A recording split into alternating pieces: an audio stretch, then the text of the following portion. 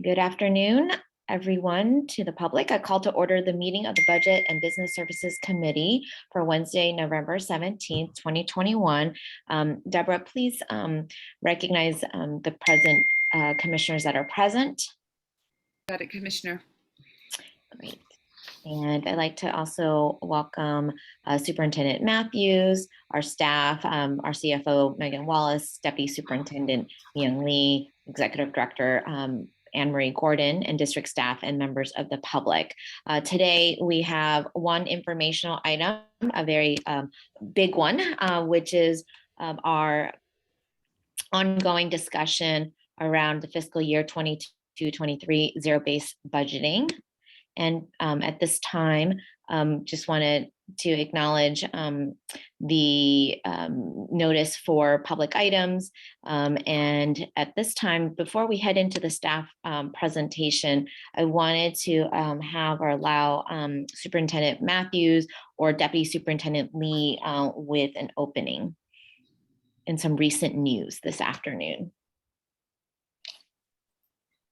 Superintendent Lee, why don't you take that? Okay, thank you, Superintendent. Thank you, Commissioner Lamb. Thank you, Commissioners. Yes, we did want to share and celebrate and also frame some very significant positive news that we found out about earlier this afternoon, which is that at long last, the litigation in the Proposition G challenge has been resolved. And what happened was the state Supreme Court declined to take up the appeal. The Court of Appeal and before that, the trial court had both ruled in favor of upholding the validity of the measure, Prop G. And so the state's Supreme Court's decision to decline to accept the appeal basically means that the matter is resolved. And that has the effect of unlocking 3 years of revenues from the first 3 years of Prop G that have been impounded or collected, but sort of locked up because of the litigation being active. So that is very good news. And staff have been working with superintendent on recommendations for distribution or allocation of those funds should this moment arise. And we look forward to bringing those to our future meetings, beginning with the next Budget and Business Services Committee meeting on December 1st. And we can preview that we are going to recommend an approach that balances consideration of short-term needs, intermediate-term needs, and long-term needs, such as the other post-employment benefits, which were discussed at the last Budget and Business Services Committee meeting on November 3rd. But we're very much looking forward to all of that. While I'm providing a couple of introductory comments, I might also add that there are also encouraging developments in terms of state revenues. The state budget is trending better than the enacted state budget for this current year, 21-22, which bodes well for next fiscal year, 22-23. We are also very actively working on advocacy efforts, both related to LCFF in general, as well as efforts to seek some protections for declining enrollment, which, as we've said many times, affects SFUSD, but also most districts in the state. So all of those developments are happening at the same time. And as a reminder, the task at hand for the next several weeks, and including tonight, is to develop a budget balancing plan that's based on the known facts, the facts that can be considered and determined valid by CDE. So all these things are encouraging, but that doesn't remove the responsibility from the district and you as the Board of Education to approve a balancing plan based on the known and validated assumptions by December 15th, in particular at your regular meeting on December 14th. So that's a little bit of hot off the presses news. And with that, maybe I could just ask Dr. Matthews, would you like to say anything in addition to what I shared? No, I just appreciate, as you just said, it's definitely, I think, news we've been hoping for and waiting. But as you also said, we have a job to do to make sure we develop and move forward a balancing plan. So that's what we intend to do as a district. Thank you so much. And Dr. Matthews, I'll probably also end the meeting and offer, for you to wrap up any final comments for this afternoon as well. So just let you know that now. And also before we get started with the staff presentation, I wanted to welcome our CDE fiscal expert team, Tam Lozon, as well as Elliot Duchan. Just wanted to thank them for their continued engagement, partnership with our staff and conversations that you've had with our superintendent, Dr. Matthews, as well as one-on-one conversations with school members. So I wanted to welcome the CDE fiscal expert team here and to the public. So with that, I'd like to ask our CFO, Megan Wallace, to begin the presentation. It is going to just to give an overview, certainly that, as requested by the board, diving deeper into the zero-based budgeting process. As the staff is going through the presentation, I also want to, encourage my colleagues, if you have specific questions, if you want to dive, I would certainly welcome diving deeper, looking in the appendix. That's where you see much more of the details. And I think however we can steer those conversations and to reflecting to those slides, I think would also be certainly helpful for the public to follow along those discussions. So with that, I'd like to have Megan Wallace, please, to begin. Great, thank you, Chair Lamb. So I'd ask to go ahead and post the presentation. Thank you. All right, so thank you everyone for joining us this evening. While this is a Budget and Business Services Committee meeting, we'll be highlighting the fact that this is actually part of a series of discussions around our budget balancing effort. And on the next slide, you can see that this is actually the final presentation of a three-part series to share our budget balancing plan. This evening, our focus will be on the particular service areas of indirect, operating, and administrative services. We're also going to take a little bit of time to provide an overview of what staff sees as the impact of the proposed cuts on schools. And I definitely welcome through our discussion for the board and the public to ask clarifying questions. I think we're trying to learn what you're looking for so we can be responsive in future presentations, trying to address those questions. If we can't address them here, we'll address them in future presentations. And again, all of this is to help us get closer to developing final recommendations for the board to act and adopt the balancing plan. On the next slide, I just want to share that this, again, this presentation this evening is part of a larger process. The slide provides links to presentations that were offered in the prior two meetings, the Committee of the Whole, where we gave an overview of proposed reductions to school sites as well as direct services. The meeting last week, we provided more details around the funding sources that are part of the balancing plan. So overall, we're looking at $90 million of expenditure reductions, but $35 million of funding sources. And we provided some additional budget context. But again, this evening is the final part of this step one of plan introduction. And then we'll be transitioning to step two. And I am really excited to say that we are heading down the path of getting this budget town hall scheduled for November 30th. So keep an eye out. There will be a flyer released very soon But you can all go ahead and mark your calendars for that event. So with that, we can go on to the next slide. And I want to go ahead and hand it over to Executive Director of Budget Services, Anne Marie Gordon. Thank you, Megan, and good afternoon, good evening, everybody. Thank you. So as Megan shared, we are going to be going through the final pieces of the balancing plan proposal this evening, but did want to start with just a short review of what was shared at the November 2nd meeting, which focused on the areas outlined here, site-based budgets and direct services.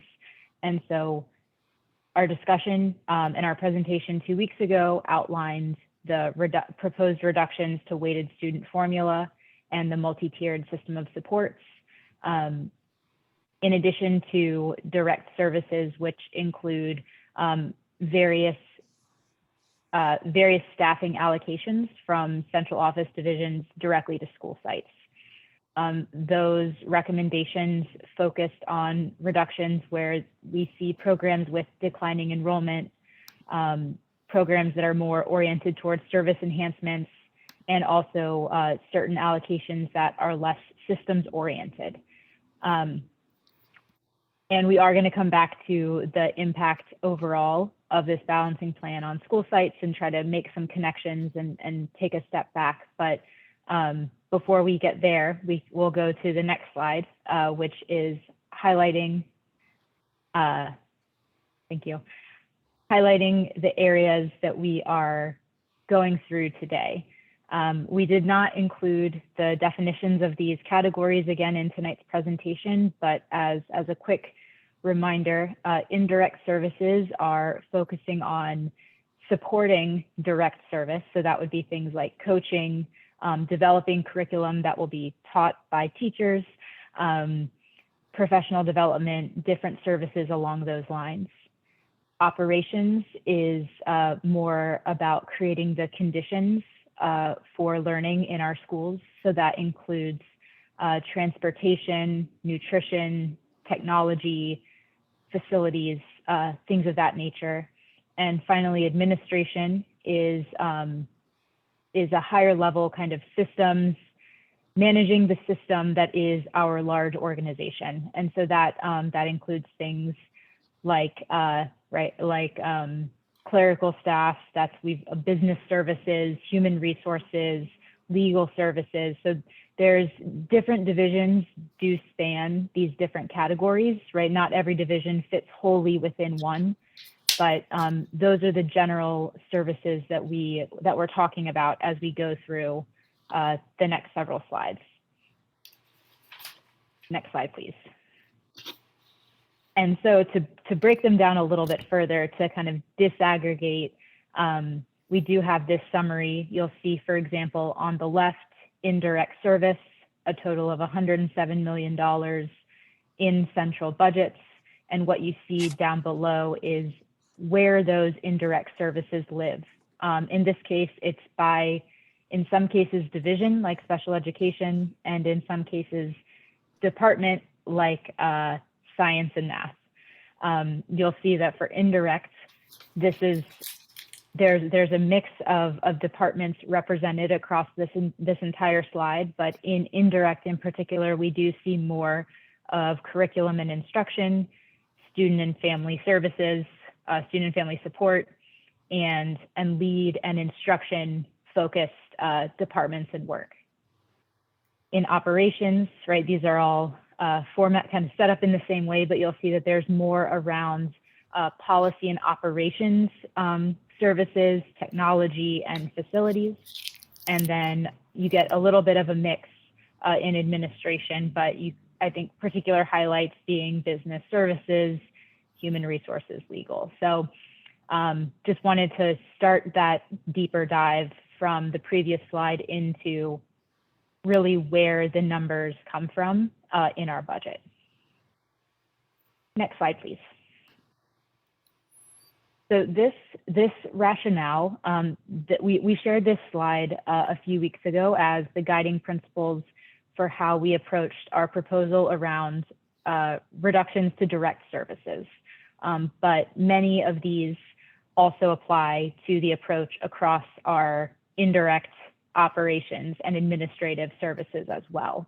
A primary one here being scaling back service enhancements, where we can lower a level of service, but continue to do that core function. That was really a priority, and I think an important lens for the proposal that you'll see on the following slides. Some of the proposals also, I think, the reduction of duplicative investments, where we recognize that many different divisions hold similar responsibilities or similar values. And so the work is driven, right, it's kind of being approached in multiple ways. And I think one other thing that isn't named here, but that you will see if you look through some of the slides in the appendix, looking at what level of service we can commit to given our deficit. And in some cases, that means making reductions to our workforce, closing positions, eliminating certain scopes of work. And that in some cases does mean that there will be employee impacts where there are people working in positions that may be considered to be closed. And in some cases, it also means closing vacancies where teams are currently covering for a vacancy and will just move forward with that being our new status quo. So there's a mix of different approaches, but these really are some of our guiding principles that I think weave throughout many of the division proposals. Next slide, please. So what you'll see here is, again, going a little bit deeper than that summary slide, but not all the way into the details of every division. And that is, again, what you'll see in the appendix. This slide is focusing on the divisions that are really the primary drivers of within the proposal for indirect services. So for indirect, the original plan, the proposal was looking at a $10 million reduction to indirect services, and this proposal includes about a $14 million reduction to indirect services. And the divisions that are primarily fall within this category: curriculum and instruction, student and family support, and lead and instruction, right? We have instruction, innovation, and social justice. So you can see that across those divisions, these are heavy impacts to these divisions and their teams. So I encourage everyone to look at the details, and if there are certain divisions that we should dive more deeply into in the discussion, we expect that we will want to make time for that as we get into the discussion portion of today. Next slide, please. So we have I had a quick similar question. Sorry to interrupt. Sure. And I'm not sure how we're breaking this down in case maybe I can get some guidance around that. But there's now a shift in what was anticipated, and it's not 10 million, it's 14.1 million. Yes. Yeah, so the numbers, the final numbers here are a little bit different than those target numbers that we shared in the original proposal. They still total $30 million across the three categories. But the reason that happened is that as chiefs were developing their proposals, we really encouraged everybody to look at their division holistically rather than thinking 10% of my budget is indirect, so I should do a portion. Like, it was really, as a division, what are the scopes of work, regardless of the category, and how would I, in taking that approach, where should reductions be made? And so some of the proposals ended up in slightly different categories than we originally mapped out, but overall are still that same 30 million target across the three. I see. Okay. So what you'll see is that it ended up being a little bit more to indirect, and then a little bit less to operations and administration. Right. Right. I think I was just wondering how that came up, but I'm assuming we'll discuss further. Yes, we definitely can. Thank you. You're welcome. So for operations, right, similar, I think you'll see here that there's a little bit less than the original $15 million target. I do think a piece of that is, even as we were mapping it out, and then in some of our discussion in our meetings, realizing the level of investment in operations that falls outside of our standard operating funds, the amount of money that is in our capital funds in particular kind of changes. When you remove that, it changes what we're really looking at in terms of what reductions may be feasible, and how we want to approach from the zero-based lens. So here you see those divisions that are primarily in the operations realm.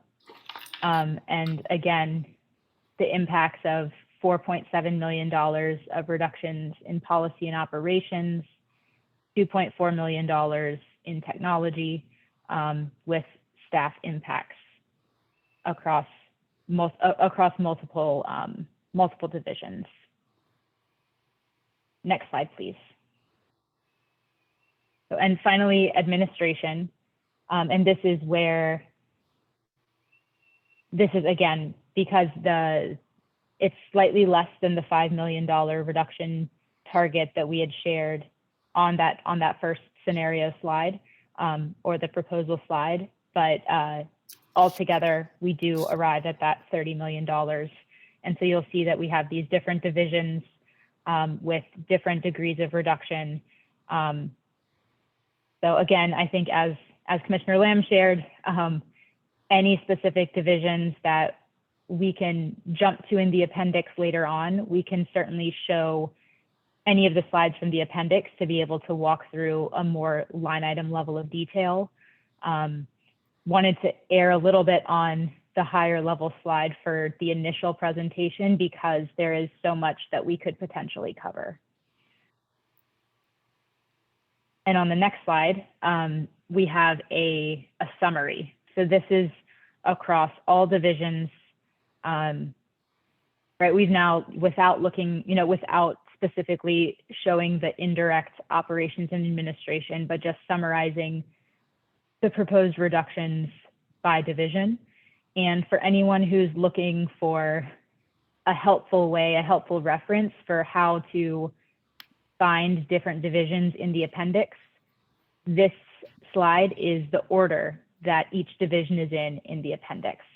So if you're looking, right, if you're looking for any of them, business services is the first in the appendix, then communications and development, curriculum and instruction, et cetera. So this is a helpful kind of table of contents for how to work your way through the appendix. Next slide, please. So this is, we wanted to take a few minutes to return to the student and school impact of the overall budget balancing plan. A little bit about the specific line items that we've started to share tonight, but also to the overall picture that we've been sharing over the past several meetings. Next slide, please. So we have named and acknowledged that a $90 million reduction in our budgeted expenditures will impact our students and schools. And so really what we want to focus on and really make our decision around is how, and really have clear alignment, or to the extent that we can really understand what the impact will be across the various ways that our system, that our district supports our students and our schools. A structural deficit does signify that our status quo is unsustainable. And so what that means is that we do really need to recalibrate, right? We have to be thinking about our current expectations and how we kind of redefine the status quo in a way that will create a sustainable system.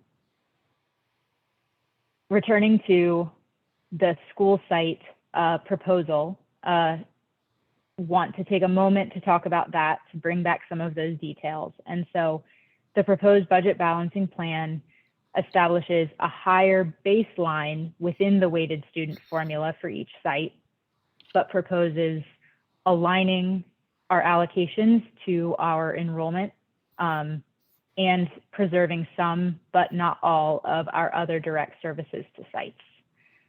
So that's just at a high level, starting with returning to the impact of this balancing plan proposal on school sites. Next slide, please. And so this is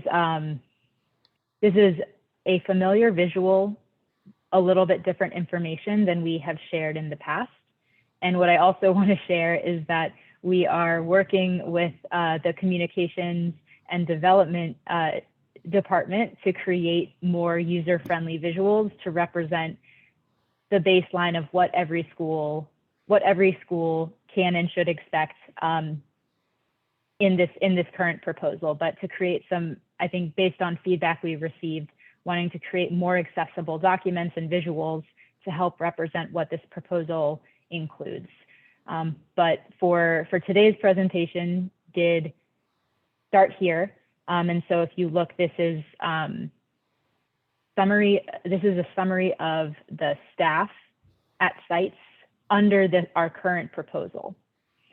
On the left, you can see in the site-based budgeting realm, the positions that are part of the weighted student formula baseline, recognizing that although more sites may be closer to this baseline with our current proposal, there will be sites that have more than the baseline and do fund more than the baseline with their site budget. There will also be some variation based according to site-based priorities and discussions. On the right, this now includes the list of the multi-tiered system of supports and direct service allocations that our proposal recommends preserving. So all of these allocations would remain at our schools. Not every school has every one of these. Hi, but she's presenting. Sorry. Mimi, you might want to, you need to go on mute, please.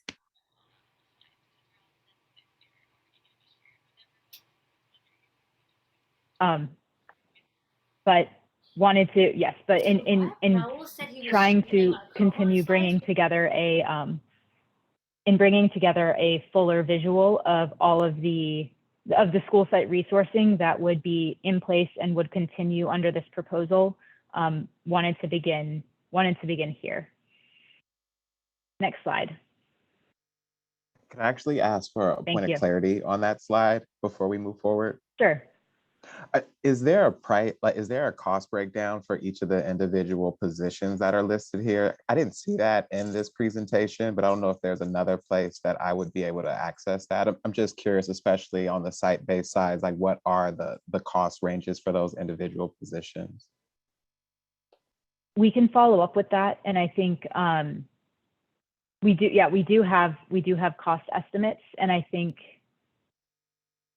that providing this baseline across all of our sites that cost estimate overall is about $279 million. But if you're looking for like by position or by role, we can follow up with those details.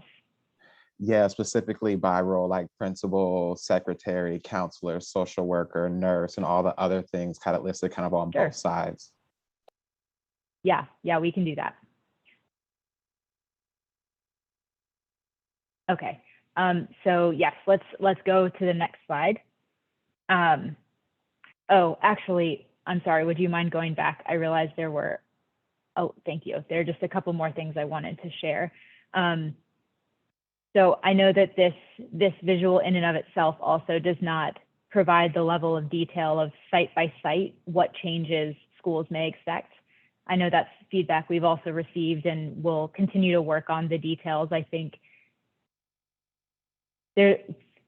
I think there's a little bit of hesitation to share numbers that we are still iterating on, that are still evolving as we work to finalize the proposal. But to the extent that having a clearer kind of mock-up of what allocations might look like, we will definitely work to provide that additional information.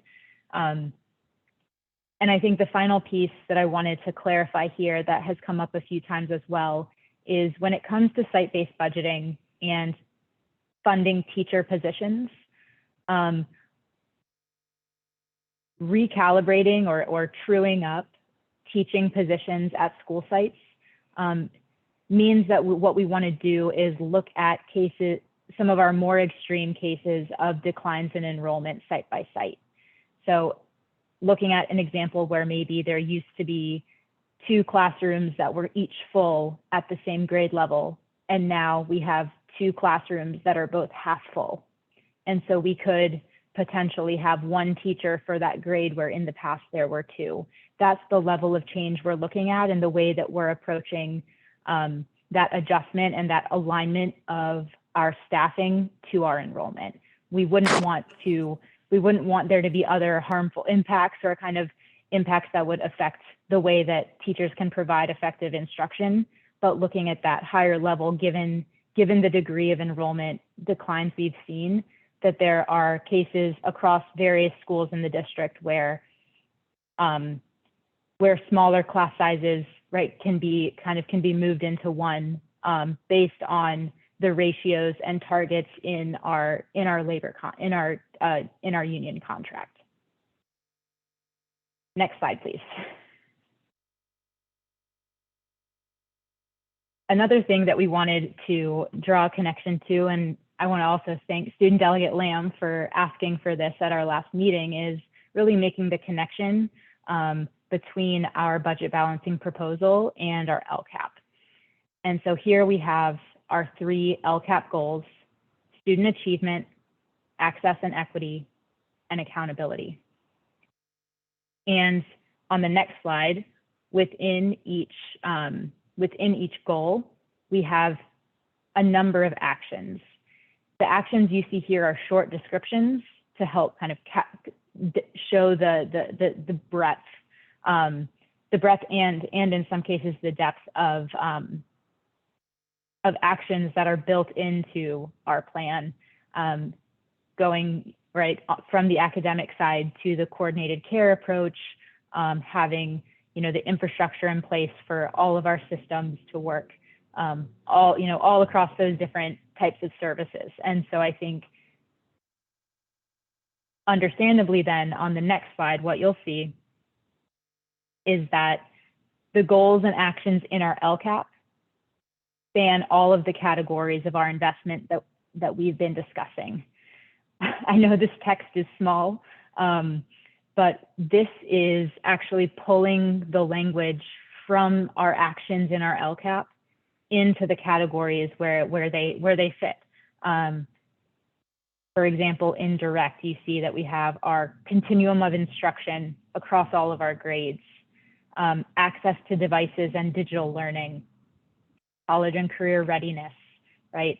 Indirect, that includes the development of our continuum of instruction, both formative and summative assessments that are driven by data, development of programming catered to different focal student populations, right? So I think as looking through all of this, what you see is that the actions in our LCAP really do reflect the full scope of the work of our district. And what that does mean is as we work through the impact of this balancing plan proposal and where we see the impacts of reductions, it will span all of these categories as well.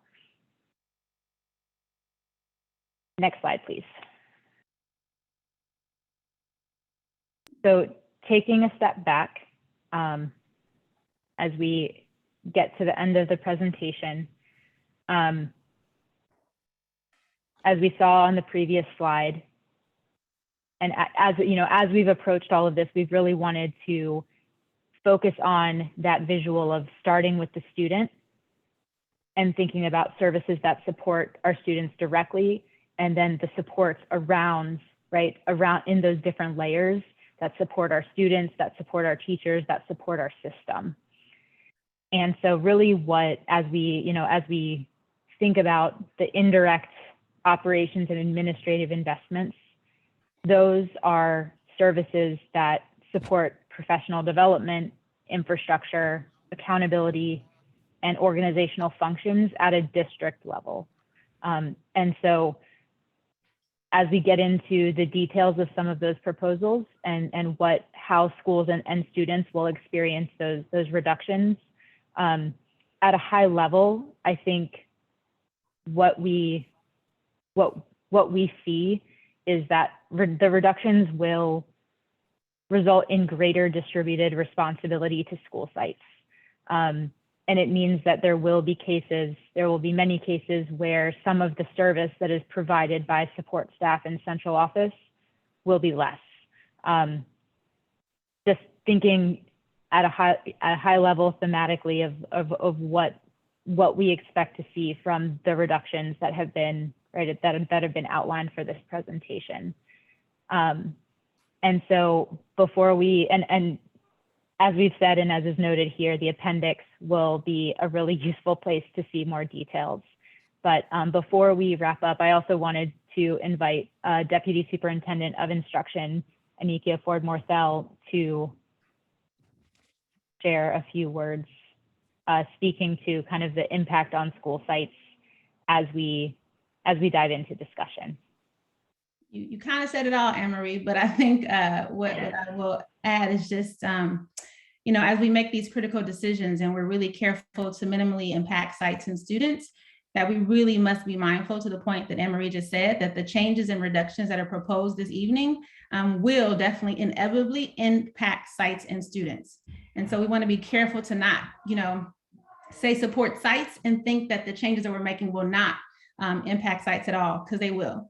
Some of these impacts we definitely can anticipate, and others, quite frankly, we won't know or be able to mitigate until the changes and the reductions actually are in place.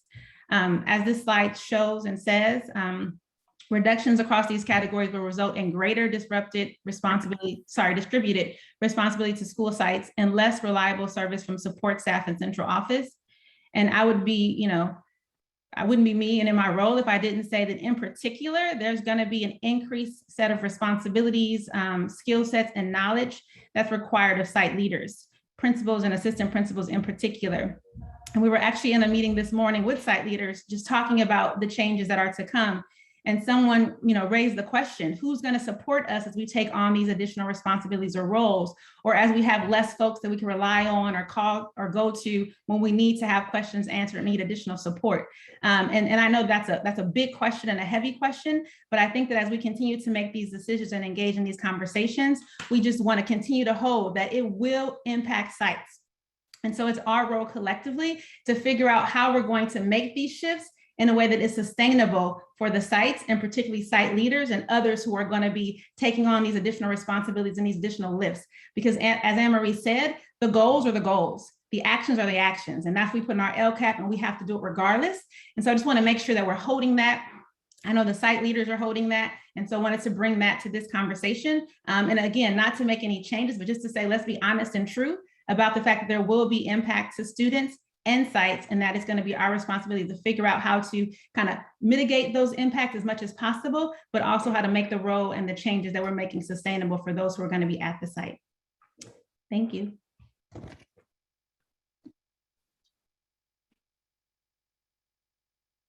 All right, thank you. And I'm gonna close this out on the next slide, please.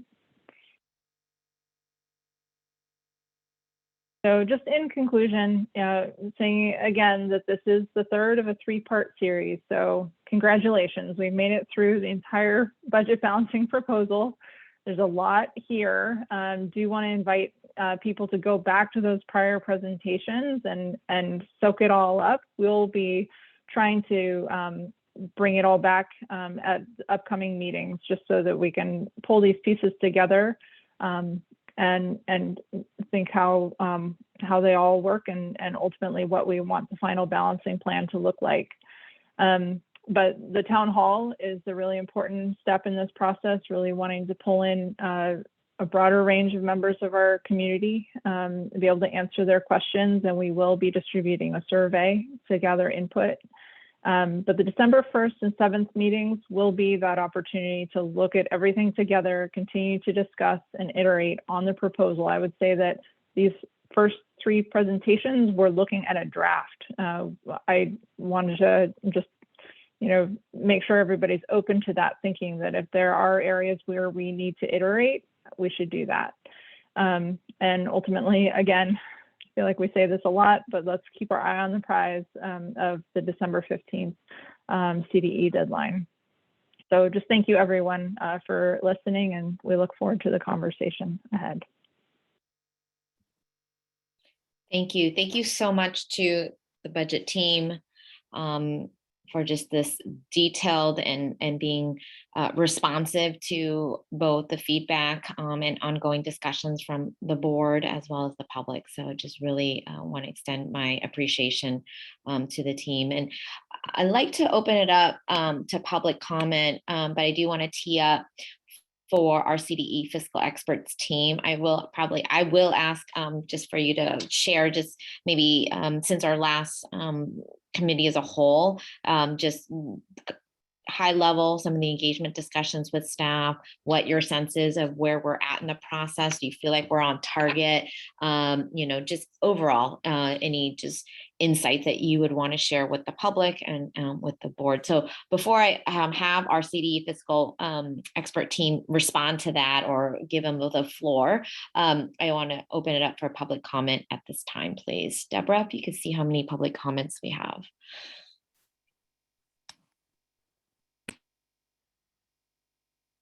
So far, I see 4.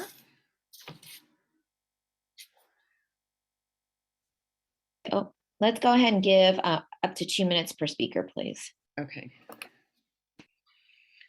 Patricia? Can you hear me?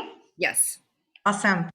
My name is Patricia Barraza. I have been trained since the age of 11 as a 7th grader at Luther Burbank Middle School and at Balboa High School as a conflict manager, a peer educator, a peer counselor, and an organizer.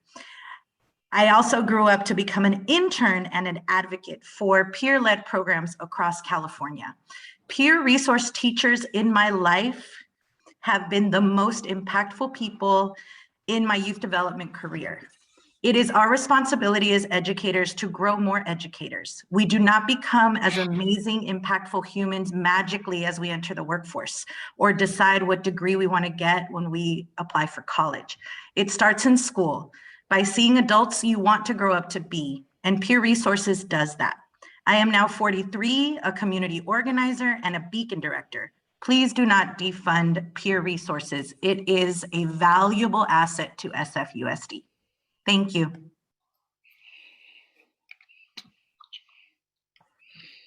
Okay. I have PAC. Michelle, I think that's you. Yes, hello, Deborah. Thank you. This is Michelle Jacques Monegas, the coordinator of the Parent Advisory Council to the SF Board of Ed. And just a couple of things. I want to echo Patricia's comments. And I wonder about where else we might find funding for programs like Peer Resources. Seems like that might be a great thing that a private funder might be interested in. And I'm curious what Spark is doing to help us ensure that more of our programs can get funded. In addition, I really want to appreciate Megan and Anne-Marie and all the work that they've put into this. The slides connecting the work with the budgeting process right now and our LCAP were wonderful, and I think highlight and make clear for a lot of folks what those connections are. I did want to just raise that this afternoon's meeting, when I went into the web page for the district and went down to upcoming board meetings, this meeting was no longer listed there. I was able to get in through the calendar, but folks that are maybe not as experienced. I'm fixing that right now, Michelle. I'm so sorry. I don't know what happened to the meeting. Oh, okay, great. Thank you, Deborah. I just wanted to. I'm working on it while you guys are talking. Okay, perfect. Thank you so much. Just wanted to elevate that. And then I listened in on a Facebook Live event today with Tony Thurman and others at the state level. It was really wonderful to hear them talk about a lot of programs that they are prioritizing at the state level. Unfortunately, many of those things are the very things that we feel we may have to cut in our budget because of our situation. And I'm hoping that going forward, the state will maybe be able to provide us with some additional supports, but it was things like language pathways, early ed, teacher recruitment and retention, the community schools model, and parent and community engagement. Thank you again. Okay. We have Beth Kelly. Hi there, this is Beth Kelly. So I just want to appreciate the slide deck today, and in particular, all of the detail that was in the appendices. I found that really illustrative, and I know how much work went into that. And it's hard to be critical of a team who's trying to kind of take off this massive of a plane in this short of a runway, but it would be good to kind of revisit that level of detail in the earlier schools, like school site ones and other items as well. And I assume that's kind of underway for the overall, but these types of cuts, you know, you have to see if it works in reality. And that's, I'm sorry, I'm thinking a little slowly. I have a condition that is slowing me down. And so you just need to make sure that in particular, it works on the school site side. But I think that the way the cuts are happening mostly makes sense, but I hope that with the Prop G funds, perhaps you can take a little bit more of a strategic approach, not just, oh, this is an open position, because some of those might be needed. And sorry if I'm not being clear, I apologize. I think I'll stop now. I'm not, and I appreciate all that you guys are doing. Thank you. Okay, we have Miss Bailali. I'm sorry if I'm pronouncing it wrong. Hi, it's Miss Bailey. Bailey, okay. I'm an orchestra teacher at Presidio Middle School, and I'm here to talk on behalf of AIM, the Association of Instructors in Music. And I wrote a speech, but it's too long. I thought I would have 3 minutes, so I will try and summarize as best I can. I am here because I saw that the middle school redesign is one of the things that is going to be cut. And AIM would like to offer our support for that cut, because we have been fighting since its inception against this, because it is disrupting access to sequential arts education throughout the district. And I would also like to urge the board to start implementing the arts resolution that you all passed in 2019, that states that all students in the district should have equitable access to free, concurrent, and sequential standards-based arts learning. That is part of the core curriculum. And by putting the music on the wheel, it is not part of the core curriculum, and it is undermining sequential arts-based education throughout the district. And I know that the arts is not one of the things that is on the chopping block, or that's what it says, but I've heard that it is still being considered, the PEEF and the SLAM funds, to be cut once again. And this is something that us as arts teachers fight just about every single year. Every time the district wants to cut something, we're always on the chopping block. And this, if you want to consider this a core subject, then it should not be on the chopping block, especially since it is a voter funded proposition that got us these funds. Thank you. Okay, we have Maddie. Maddie? Hello. Can you hear me? Yes. Okay. Hello, I'm Maite Del Real. I'm an 8th grader at Aptos Middle School. Peer resources has helped me and my peers learn about communication, public speaking, emotions, and how to help around the school. It has helped my school bring awareness of situations happening and how we can improve them. For peer resources, you don't have to be in the class to help around. As advisory reps, we all get together and bring up these situations. For example, we all got together to talk about a situation happening at my school, the bathroom policy. They were limiting our bathroom use, which was really affecting us. We talked to people and how they felt about it. A lot of kids really did not like this at all. We were being affected by things other kids did. We came up with a better situation and it worked. With peer resources help, we can stop things that aren't fair. Without peer resources, we won't be able to learn these communications. They won't know this knowledge that people need. And peer resources has really helped find myself, find a better version of me, and has given me more opportunities to try and learn new things. And has helped me get to know people better and properly express my feelings. Thank you.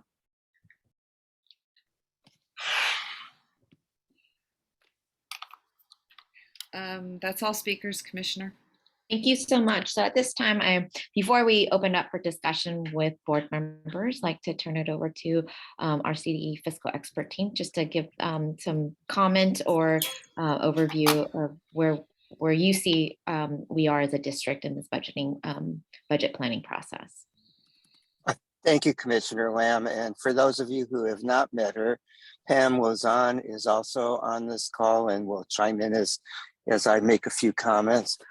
We've had a great opportunity to get into your budget proposals, and your first question was really, are they going in the right direction? The answer is yes. What we are looking for ultimately by December 15th, I know your board meeting's a day ahead, is a budget stabilization plan and an interim report that really lead. The key is stabilization. It's got to be a sustainable budget. You've had an opportunity to have a lot of one-time monies in the district. And I think this proposal, and we're not here to evaluate services. That's not really our job. That's up to the district to set your priorities and make those priorities within the means of the district. So we believe this proposal gets there fiscally. I'm not going to say which priority is better than another. That's not my job in this case, but we are starting to really get into the weeds of the budget. And I think this goes a long way to providing a stable budget. Now, the one thing I want to caution about is that there are a lot of things that could help, but they're not going to happen before you have to turn in an interim report. And one of the key things that needs to be in the interim report are commitments.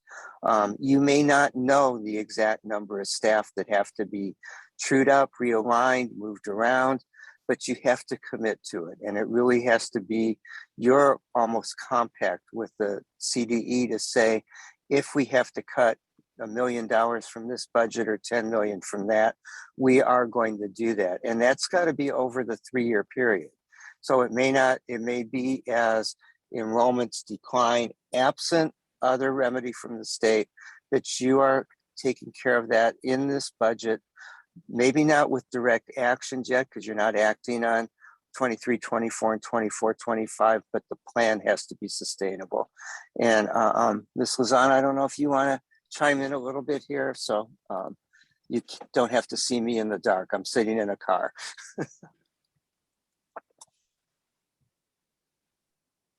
I totally support everything that Elliot had said. And basically, we're here to support the district to be able to move forward with whatever decisions that they are going to present to the board, for ultimate approval, and to be able to maybe give some recommendations of different things that we might see, and really be able to help you be successful in moving forward for December 15th goal.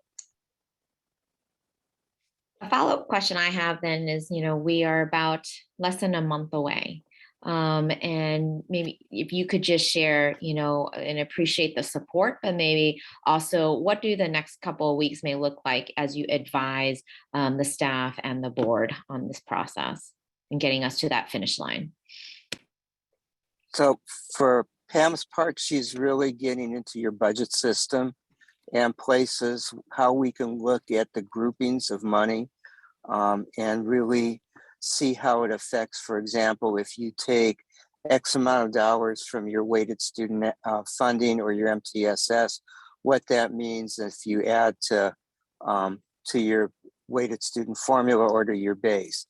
The key thing that I have to keep saying is that a lot of the budget issue lies in the fact that your staffing doesn't match the number of students at the schools. And I'm going to mention the elephant in the room because this is not going to happen right now. You would have to take a long-term look at this, but you have a lot of small schools. And it may not mean at all that you have to do anything with them other than look at how they're staffed, because they're staffed when you have a small school and it's staffed the way a larger school is. It may be easy to operate, not easy, but it may be just as operable. You may be able to save programs with fewer staff. So that's one of the things we're also looking at.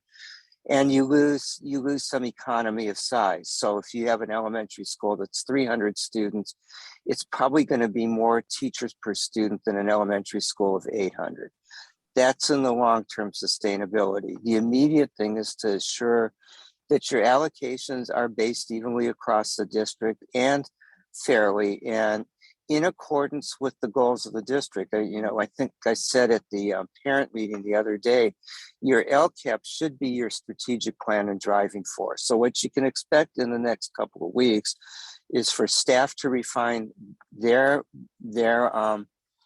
this budget and for us to get into the weeds and make sure that everything, part of our job is not only to recommend to you, but really scrub the numbers that staff is providing.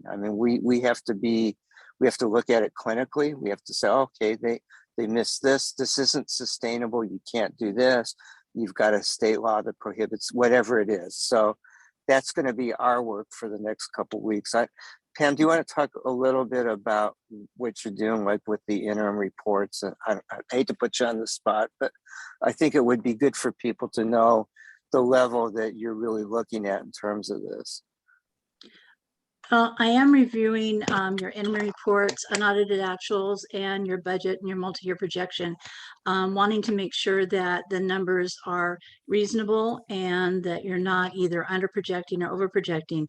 I think that there's been so much movement in your budget because of the one-time funding, moving ongoing expenses there. And then if the one-time funding is done, when is the expense coming back and is the full expense coming back? So those are the things that I'll be working with your with Megan and with Anne-Marie to make sure and just kind of be a second pair of eyes for them to look at that and see if there's anything that we can adjust, or maybe something that somehow has been left out of the projection. So that's basically what I'm doing right now, is looking at that and coming up with information for us to be able to review.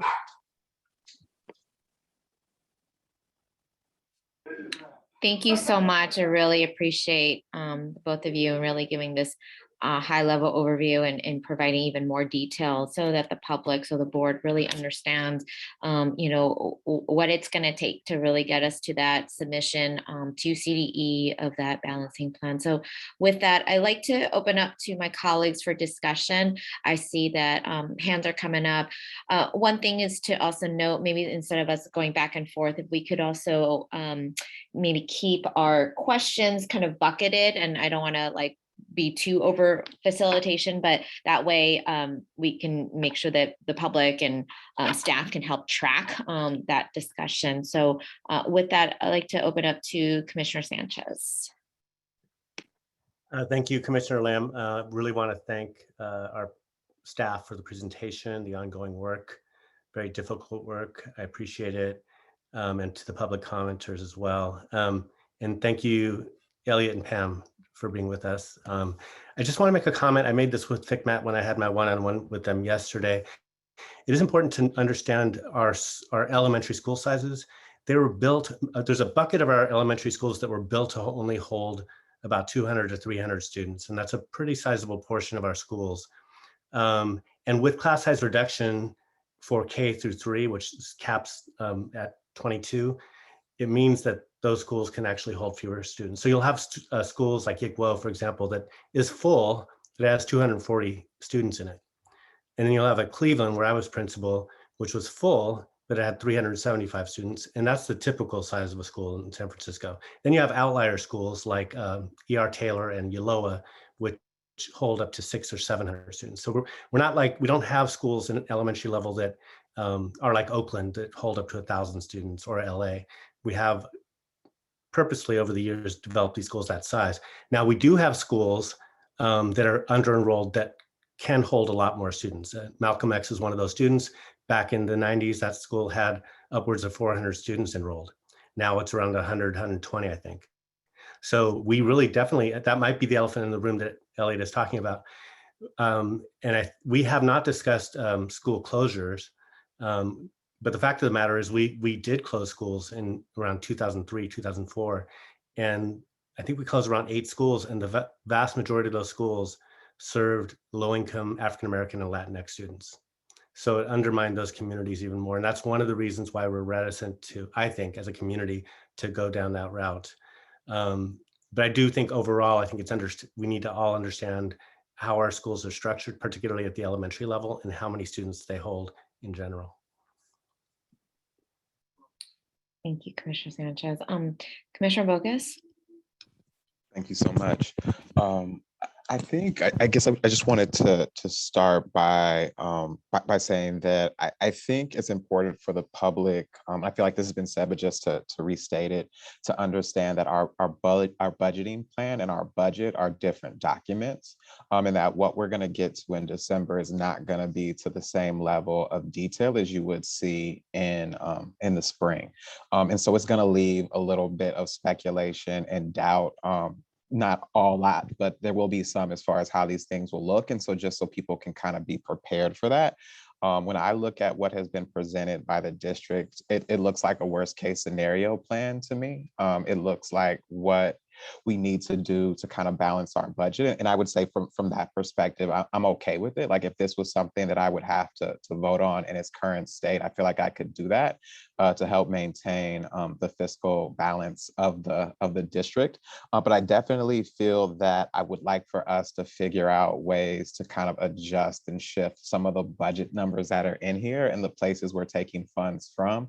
And I'm really interested to hear from the district. I think specifically in areas where there's reductions, like in special education, like in student and family support, essentially just how with those cuts, we're able to maintain the level of service that is necessary to kind of, maintain kind of that level of like operation within this district. And I guess I'm kind of asking that kind of on a high picture level. I think I will wait for maybe a second round of questions to go through these 9 specific departments that you had departments you had in the appendix. I would like to kind of maybe talk a little bit deeper about as well. But I guess you could just kind of talk a little bit about that and how you're projecting out our ability to still kind of perform the services that are needed, especially for our most needy students in school sites. Commissioner, first, I want to just acknowledge your point about, how this plan varies from the budget documents that ultimately will prepare.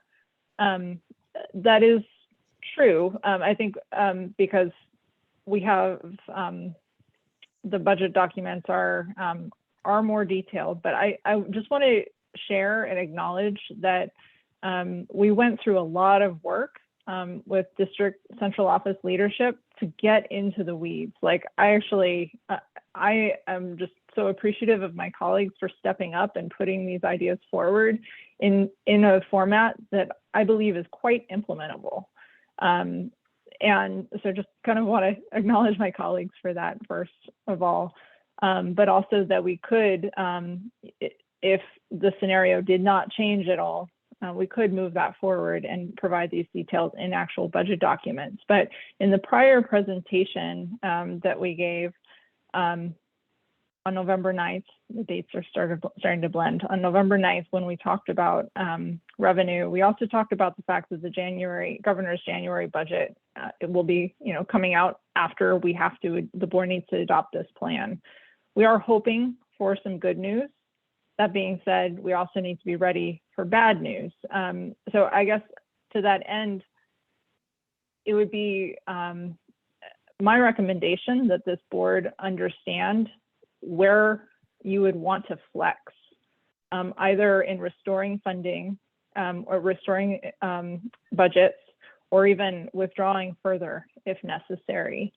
That's the type of information that will help us as we move forward through future fiscal years, you know, good times and bad, that we've done all of this work to understand the structure of our budget, get some real gut reactions about where our priorities are, and go ahead and have a map for ourselves that if things go bad, what's our contingency plan? Just like we need to have our backup if there's an earthquake in San Francisco, that we can do that work now. And I would recommend that this board does try to document what would be restored with good news or further reduced with bad news, really as part of our conversations either here tonight or heading into the December 14th meeting.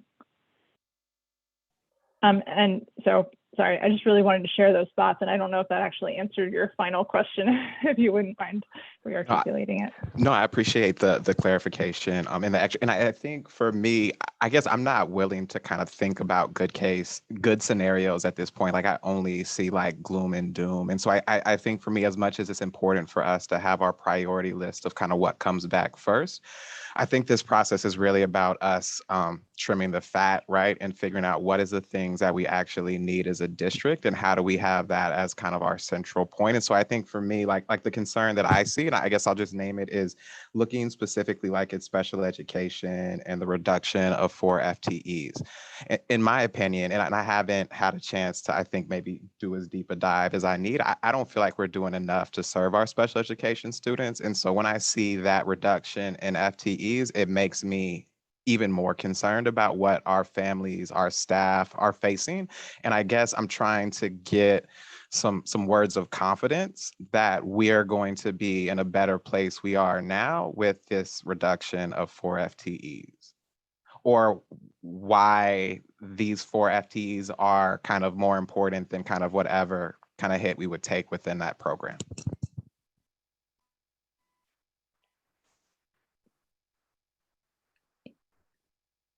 Megan, do you want to have staff comment on that? Because I know that Commissioner Bogus and others have raised that continuously about the special education. I don't know if there's additional, commentary to that or comments. Anne Marie, I see you nodding something. Or I do see that Chief Robertson is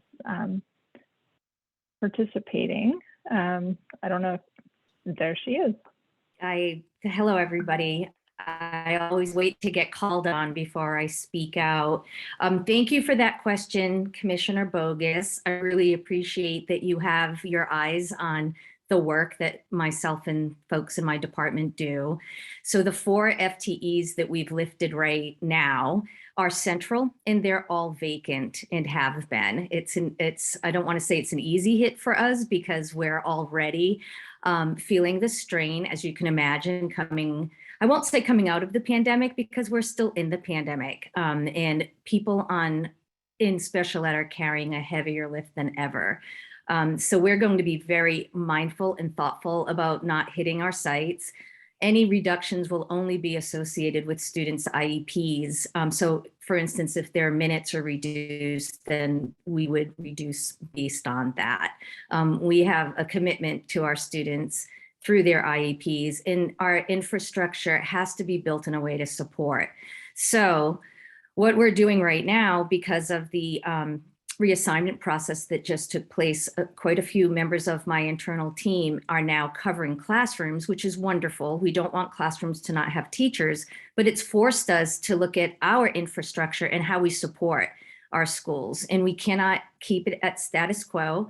We can't just fill in those gaps. We have to do a very thoughtful continuous improvement process, which we're very actively engaged in right now in present time and working with LEAD. And we think we're going to approach supporting our schools in a programmatic matter rather than a cohort one-on-one. So right now we have support people that support cohorts.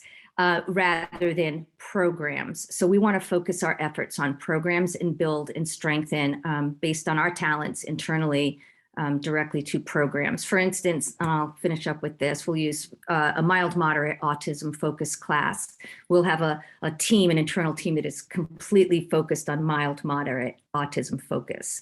And we'll do that for all of our programs. So we're trying to be smarter with our dwindling internal resources right now based on the staffing crisis. This will give us an opportunity to kick the tires on this in the coming months ahead as we plan for next year.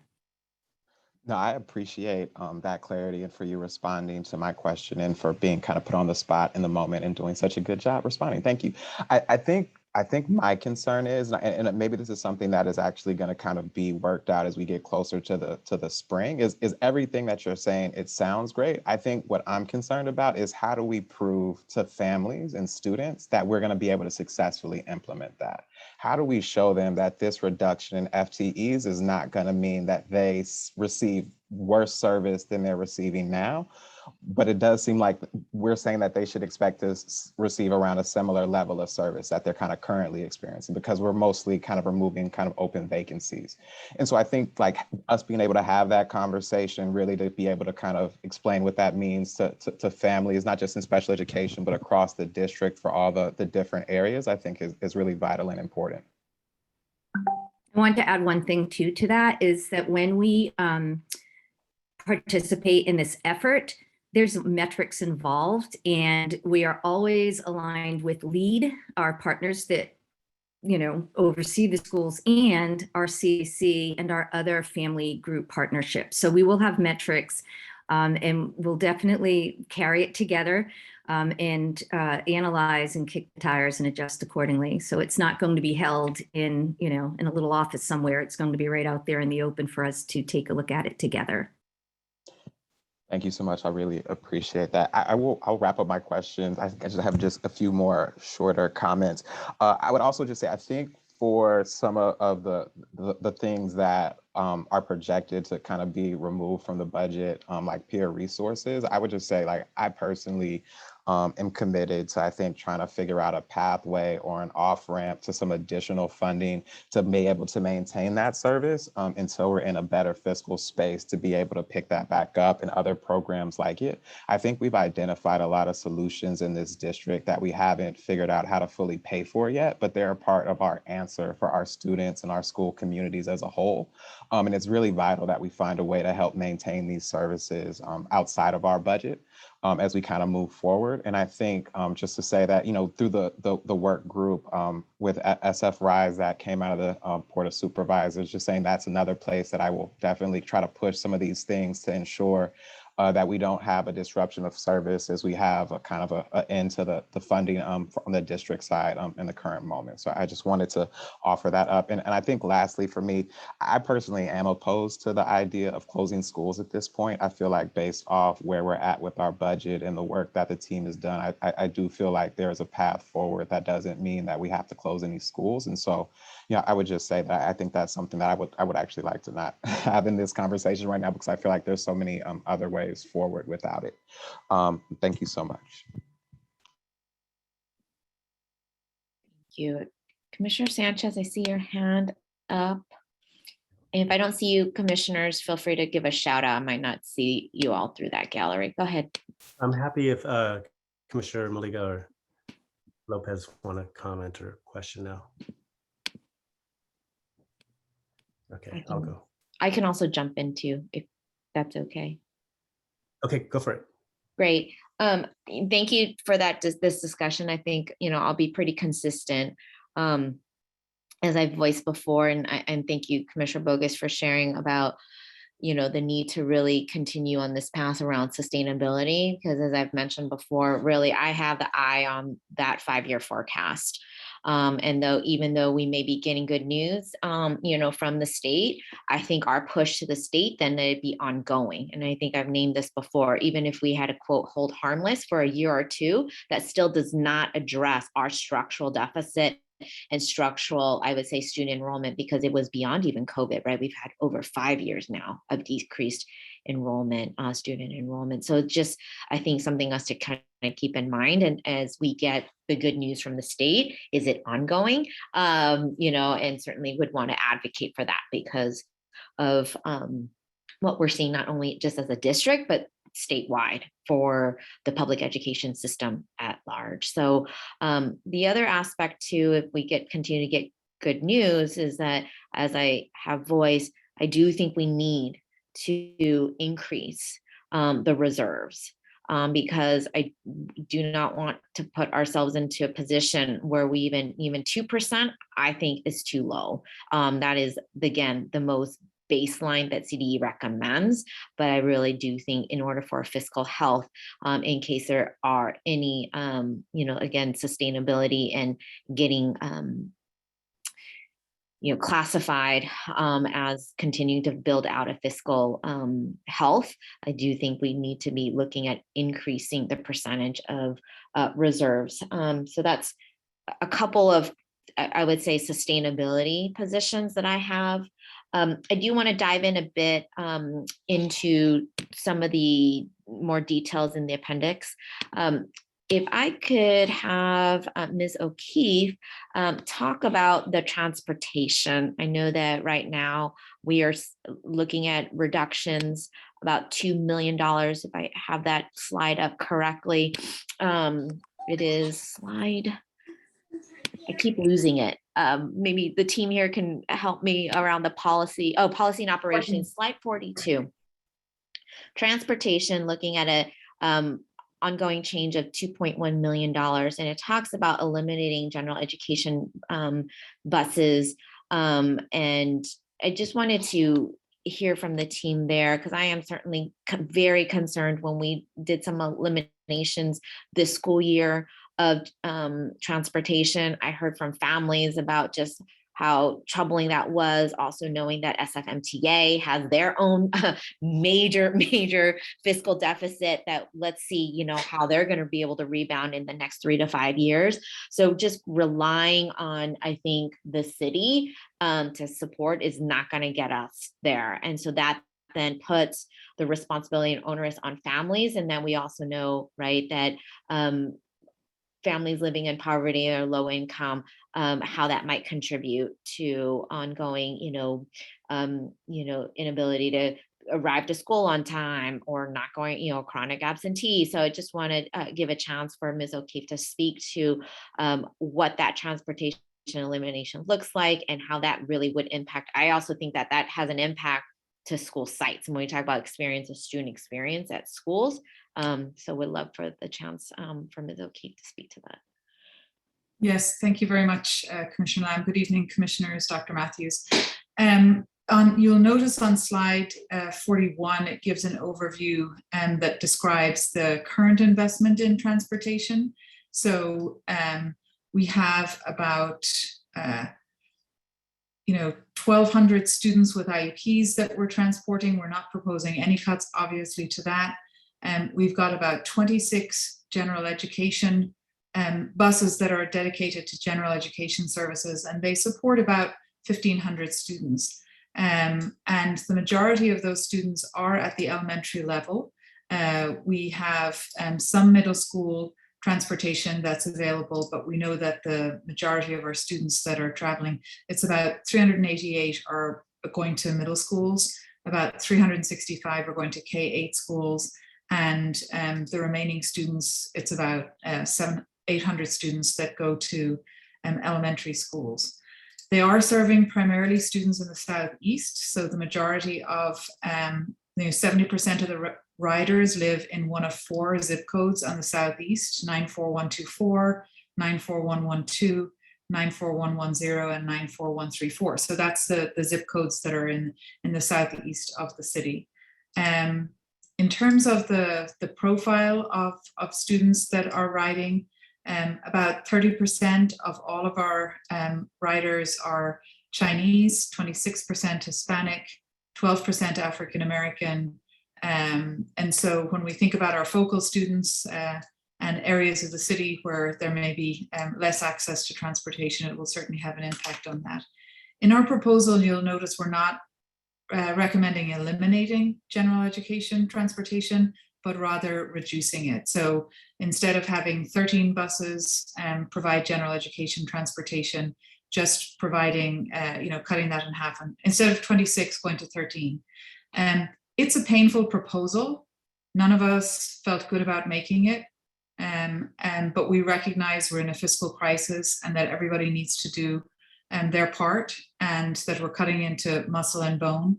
And so it was, it's under this call to action to cut back services that are provided and funded centrally so we can preserve resources for school sites. But we recognize everything we do centrally is actually in service of students. So it's impossible to make any cut without having an impact on schools or students.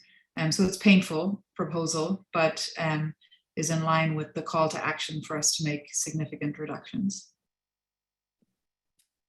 Thank you for that. And so I just wanted to note then, for my colleagues, right, for future consideration. Obviously, tough choices are ahead, but certainly I think as a board, to guide staff moving forward as we get to our submission, but also in the budget cycle after December and January through the spring, what that really would mean then for the experience of students in getting to school, back to and from school. Thank you. Thank you, Ms. O'Keefe. Transportation Go ahead. question before you move on. Could you just address whether or not there's been any analysis done by the district on the reduction in buses impacting attendance or the ability for students to kind of make it to school? And is there any notion or thought or research done on whether this transportation cut would have a negative impact on, clearly it's going to make it harder for students to get to school, but is it anything we would project out that this could actually harm kind of our enrollment or our daily attendance numbers by reducing these buses? Thanks, Commissioner Bogus. I'm not aware of any study to that effect, but it does seem logical. And most of the schools that the students are enrolled in are, the K-8s and language pathways that are not in the Southeast. And so I think that obviously that's going to place a burden on the families, their opportunity to actually access those K-8s and the language pathways. But I'm not aware of any study analyzing the potential impact. Are there any other programs it's worth mentioning that would be impacted by the transportation cuts disproportionately? I think, the middle schools, I think, Hoover stands out as an example of one of the middle schools. We've got about 388 students that are middle school students that use transportation services, and one of the busiest routes is Hoover. We actually have a couple of buses going there, and Hoover is a middle school that has language pathways and elementary school feeders that are not proximate to it. So children that are coming out of those language pathways wanting to go to their middle school feeder, it would certainly be present a challenge for them. And then the majority of this, there's very few schools that don't have a language pathway that we're offering transportation services to. I think there's just about 3, let me see, I have it here. Yeah, we've got 6 schools, out of all the schools we go to, there are only 6 that don't have language pathways. And those transportation patterns and enrollment patterns date back to the district's earlier consent decree, where we had transportation built in order to help create more diverse enrollment. So for example, we've got buses from the Southeast that are going to Harvey Milk or Lakeshore, Stevenson, El Dorado, Sherman, and those, they're old patterns of enrollment and traffic patterns within the district. So I think disrupting that, taking that away from families would be disruptive and make it challenging for them to continue accessing those schools and programs. And that's why we're not recommending reducing all of them. And what's on the proposal for tonight for the board's consideration is to cut the number of buses in half. And then we would have to really look at and think about how we would use those limited buses to support our goals of equity and access, and focusing on our focal students and making sure there's access to programs that aren't available in areas of the city where they live. So we would redo the routes and schedules for next year. Ms. O'Keefe, if I could also name if, once we, if, when we have to move into implementation, I think really being able to communicate with families, as much preparation time so that it is built into, right, their quality of life, built into, how those impacts would, so that they understand what that may mean, I think is really important. And I think that also goes back to what we've talked about building trust, right? Building that really authentic partnership and trust between the district, including all of us here as ambassadors of the district, with families directly. Absolutely, Commissioner. And our application deadline is February 4th. So in the event that we are going to cut these services, the sooner we let families know, the sooner they can participate in the first round of assignments and put in requests for different schools if that's what would need to happen for their family to be able to get the children to school if we weren't providing transportation. Thank you. Commissioner Sanchez, I had one other question related to instruction. But I wanted to offer you the floor too, if it was related to any of the issue topics or areas that we've already been having discussion around. No, go ahead. I wanted to follow up for instruction around the middle school redesign, which was raised in the public comment, and perhaps I missed it in the deck. I would love to be able to see if that is accurate. If I may have overlooked what the implementation status is of middle school redesign.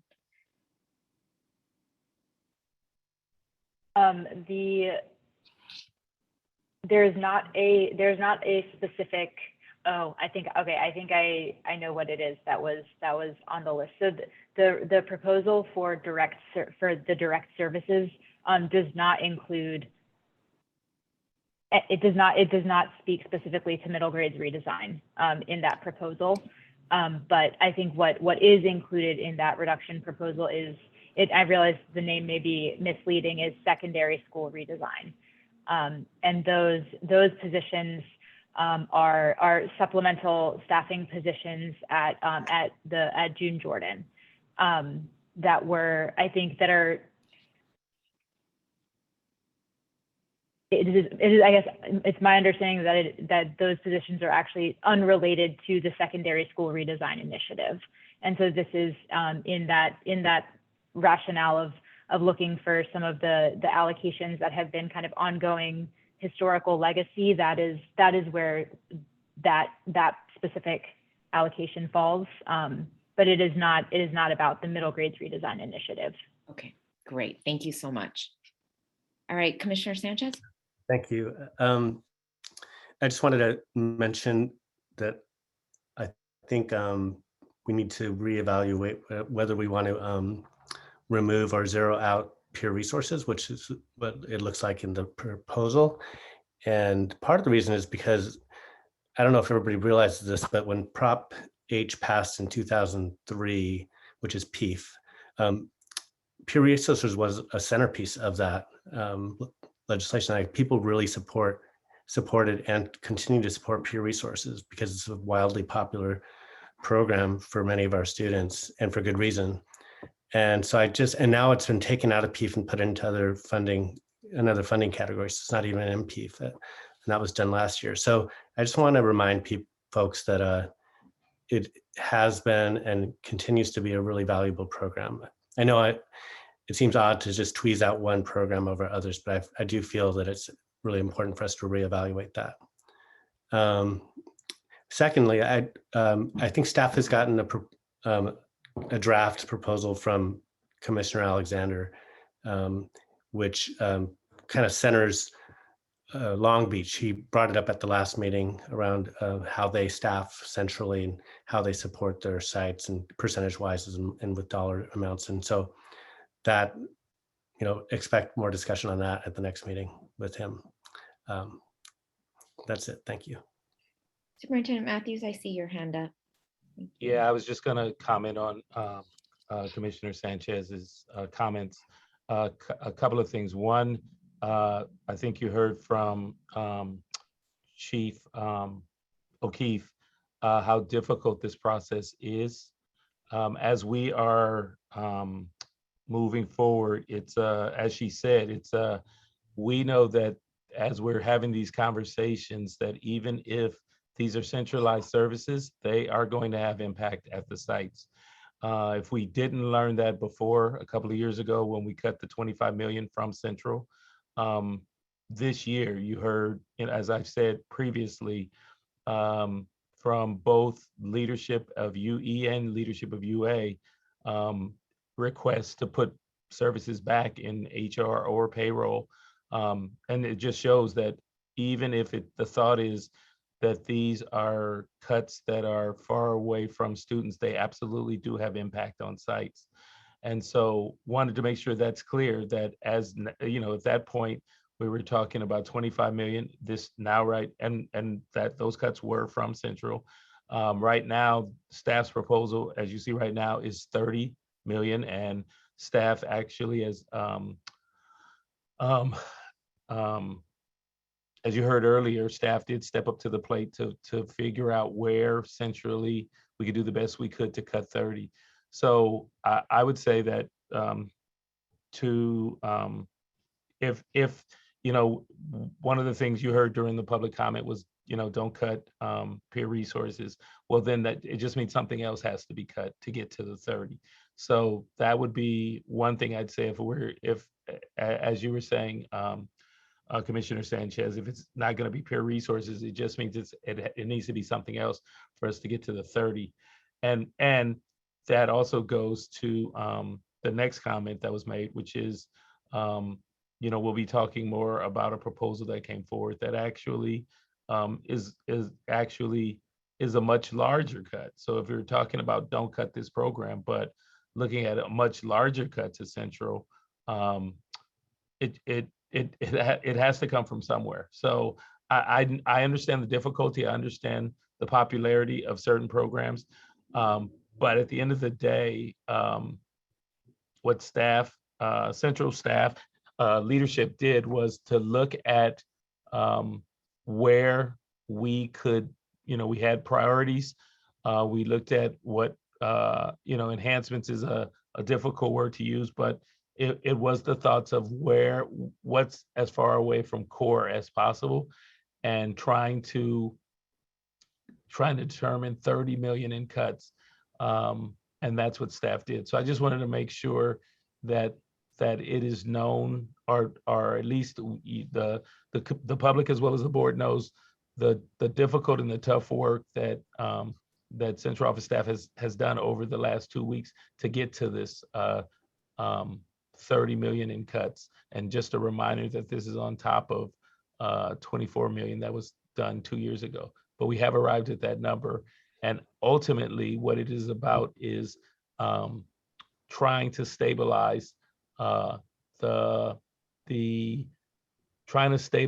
the outgo of revenue or outgo of expenditures, trying to bring those expenditures down, especially at a time when if revenue isn't keeping up at the same place. So if we know that's not happening, we absolutely have to do everything we can to bring those expenditures down.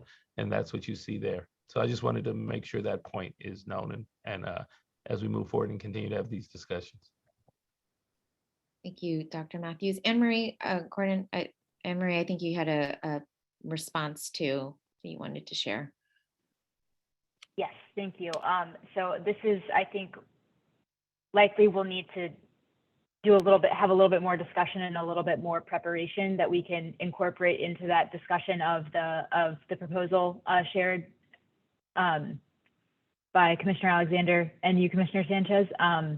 But one thing that we have been doing, and that I was fortunate to start the conversation today, is speak with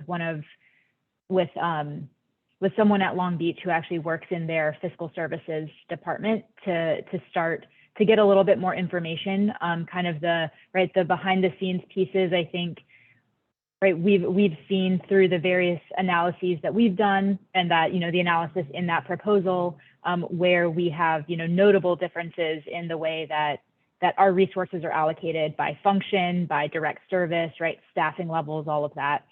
And so there's definitely more to do, but I think that we have been able to make contact, and I think just to be able to learn a little bit more about the way that they the way that decision making, I would say actually the way that decision making happens about how resources are allocated.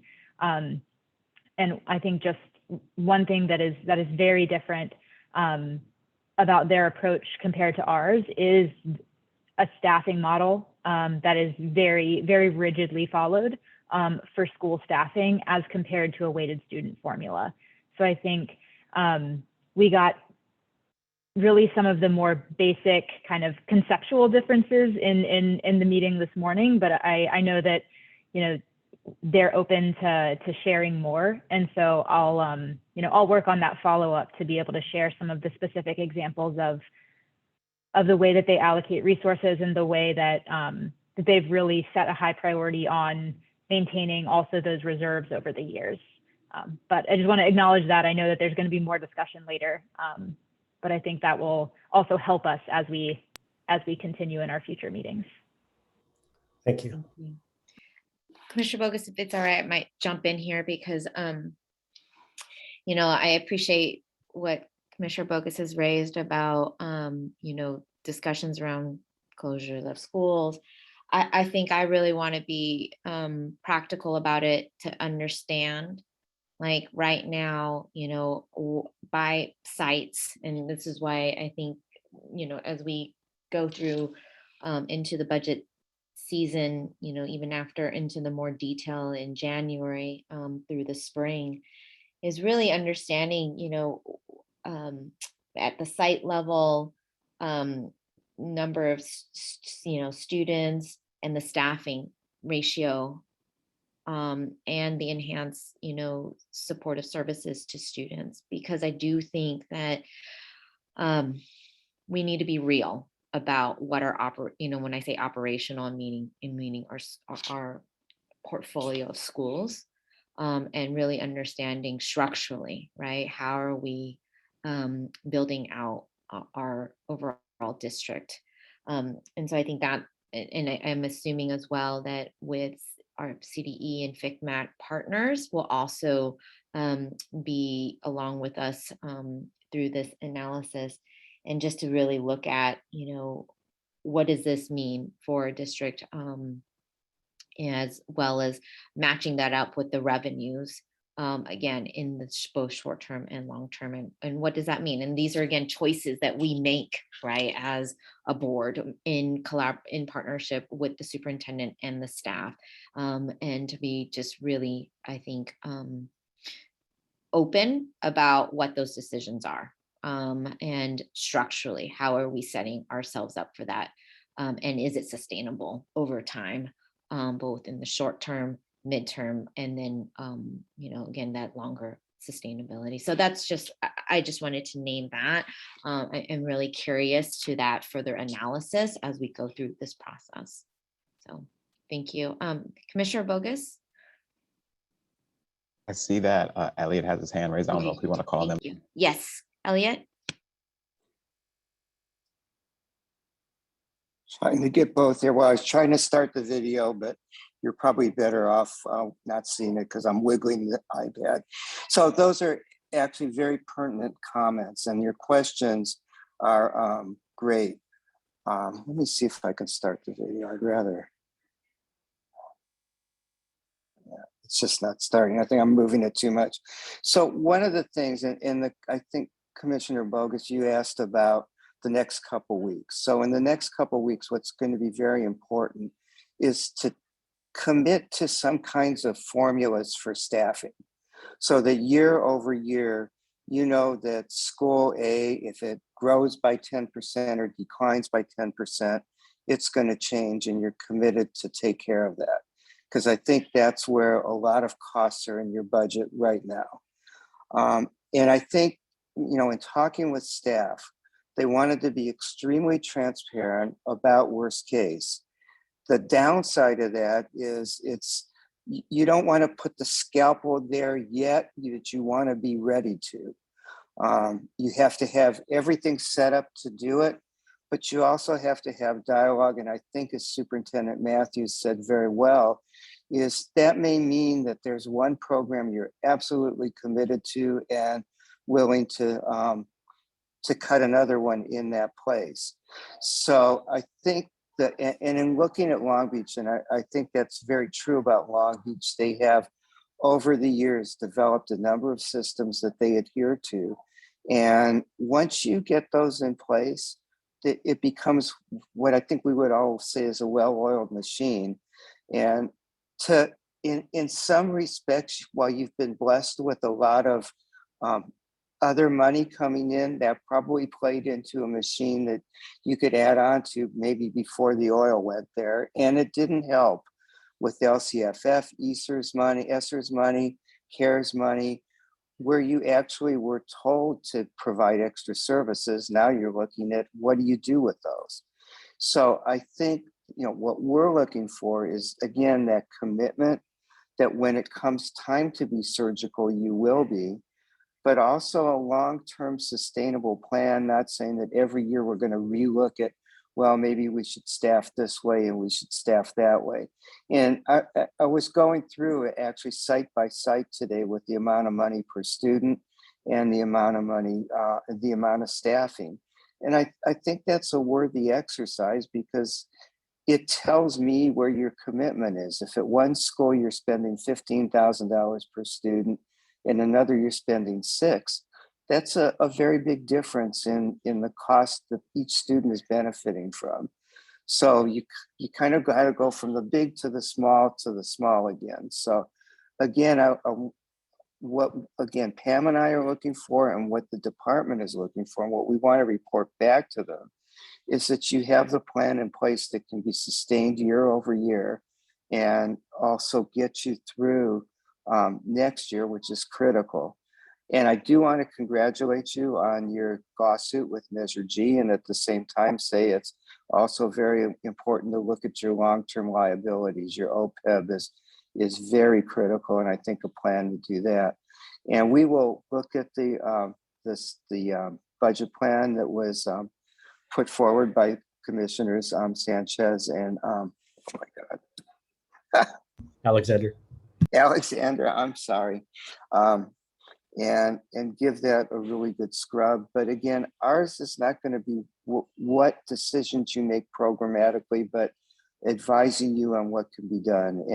And there are still some things that we're going to recommend this year, like you really might want to look at, I know in special ed you had unfilled positions, at looking at unfilled positions that may not affect current levels of service. And same with some contracts.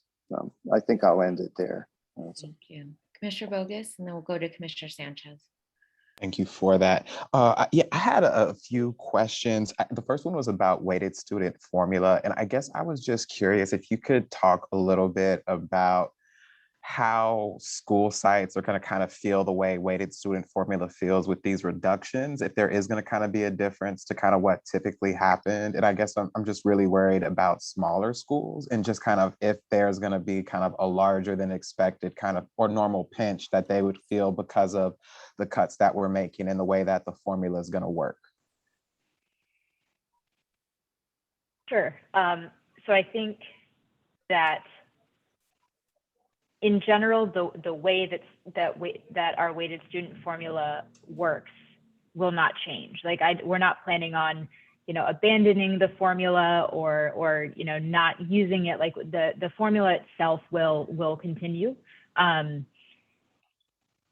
What I think what will end up happening is one, the baseline. So right, the balancing plan proposal increases the baseline to account for certain additional staffing positions.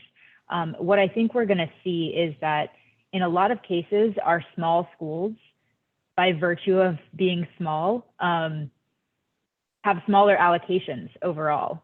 And so if their funding currently is not particularly higher than the cost of the baseline, then they actually won't experience very much change.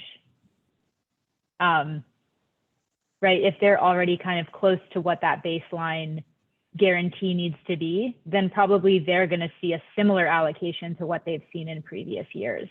I think that it's more likely that some of our larger schools, or even I think in some cases, some of our schools that are, maybe medium-sized and have more of the equity weights, those are the places where schools are going to likely see more change or experience more reductions. And overall, what I would say, and again, we haven't, we're in the process of trying to map out what those reductions would be. And we've started talking through a process of really going in school by school to ensure that that the pieces of this proposal are actually viable altogether, because we recognize that, right, multiple changes in multiple places means there's a lot of different things possibly happening in what a school needs to plan for in their budget in the spring. But I think in general, what will happen is that more schools will move closer to that baseline in terms of their staffing. Where some schools are, much further beyond it at this point, we'll see more schools that kind of are closer to that baseline guarantee versus having, the really above and beyond in their allocation. I'm glad to hear that. And I guess as a follow-up question, I'm curious, I guess your assessment or the district's assessment of the effectiveness of kind of the weighted student formula in prioritizing dollars to kind of the most needy kind of students in the classrooms. I can share my personal opinion on that. I don't know that I can speak for everyone. I would welcome others to, I don't know if, Myung, you want to add anything, but I would say that for weighted student formula, really, I think that overall, the autonomy, the idea of, allocating funds on a per pupil basis, establishing weights for particular demographics, right, particular student characteristics, that is a very equity-based approach to funding schools. It is grounded on the idea of we are going to set our priorities around where we want additional resources to be focused. And so I think in that, and then adding on the autonomy piece of we want a site leader and a school community to look at its resources, really think about the needs of the students at the site and use those funds in a way that meet student needs. I feel like that also is really impactful. And I think overall weighted student formula kind of like even nationwide has been seen as a really powerful way to allocate resources like in large urban districts to really think of have an equity-based approach. I think that the implementation, there's always some like little technical pieces here and there that can be challenging, like having a lot of small schools can put strain on the system overall. But I think that overall weighted student formula is very powerful. And so using that as a way, like the entire premise is really equity-based, student-driven in how resources go to schools. Commissioner Lamb, is it okay if I have one more question and then get out? I think Deputy Superintendent Lee had wanted to also chime in. Oh, please. Thanks, commissioners. I just wanted to add a little bit of commentary. I agree with everything Anne Marie said, but just to add a little bit of commentary, I think one of the themes that you've probably heard from us over the past couple of months on the subject of school budgets is that for a lot of good reasons over the past couple of years, the connection between the student profiles, the student body, the demographics that are all meant to underpin the weighted student formula have become to a certain degree obscured because we have prioritized stability, we have prioritized equity, we've prioritized out of recognition of the sort of uneven distribution of enrollment changes across our portfolio of schools. Again, all good reasons and valid motivations, but I think the net result of that over the past multiple cycles, multiple years, has been that the architecture of the weighted student formula has become very blurred, and in the context that we're facing now, we as the staff, and I know Dr. Matthews has spoken to this as well, think we do need to, whether it's, you know, maintaining the equity weights that we certainly want to continue to maintain, if not perhaps increase someday. The data does need to be refreshed. The allocations do need to be adjusted, and until and unless that happens, the design of the weighted student formula becomes less and less relevant. It becomes less and less coherent, is one way to think about it. So Ms. Gordon mentioned Long Beach and their rigorous implementation of formulas. You know, their I think you said rigid, rigid implementation of formulas. If you kind of conceptually imagine that approach, you know, consistent fidelity to the formulas, in their case, staffing formulas, if we were to apply that and true up our staffing allocations, it would look really, really different for many of our schools than what we've maintained over the past couple of years. So, you know, a certain way to think about this is, if we were to true up and start using staffing formulas rather than the weighted student formula, what would the differences be? And in some cases, they would be quite dramatic. And I think the proposal that is underlying the school-based budgets in this balancing plan to really clarify and make sure we have a reasonable basis of baseline funding, it sort of sits somewhere in the middle. But it does include maintaining a reasonable baseline, but also applying the current patterns of enrollment and student demographics to update our school budgets. So we don't want to abandon the weighted student formula, but nor do we think it's a good idea to say we have a weighted student formula, but really not ever update our budgets to reflect the evolution of the student demographics in each school. Thank you. Did you have a follow-up, Commissioner Monegas? Yeah, I did. I just back to the proposed balancing measures that were shared in the appendix, specifically around curriculum and instruction, technology, student and family support, and human resources.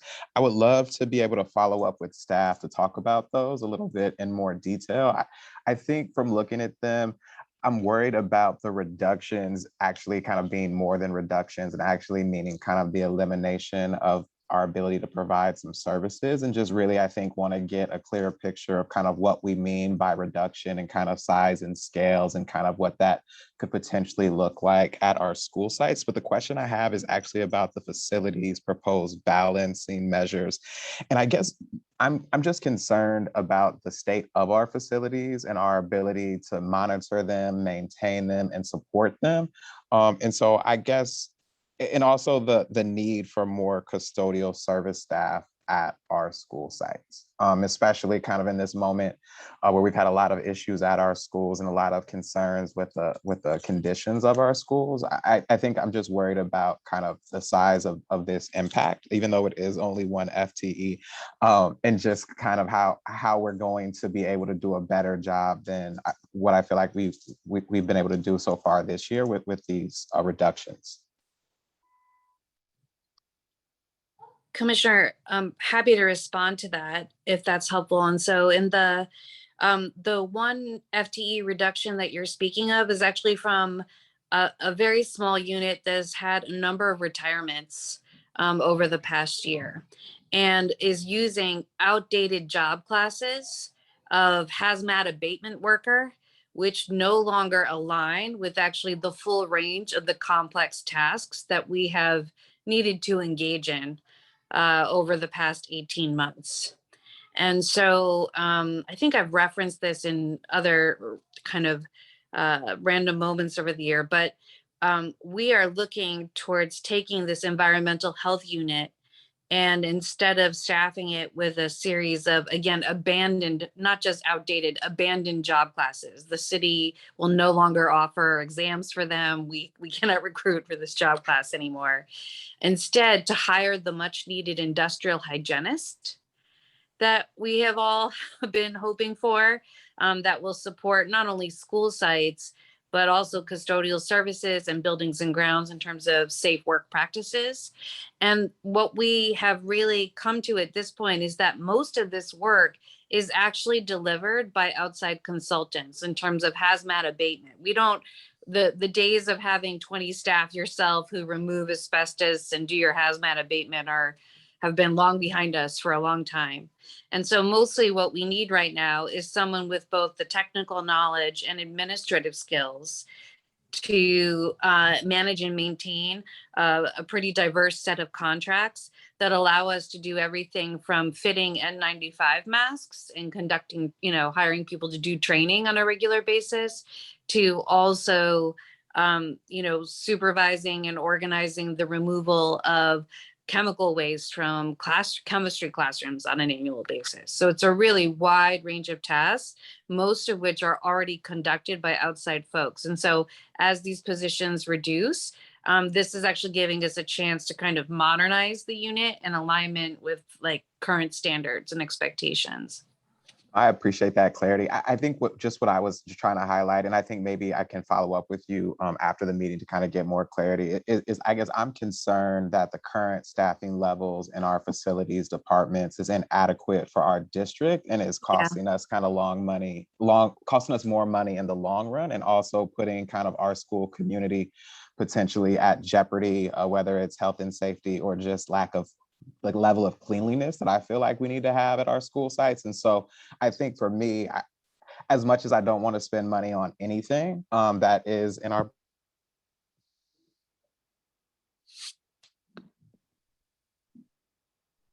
Looks like he froze.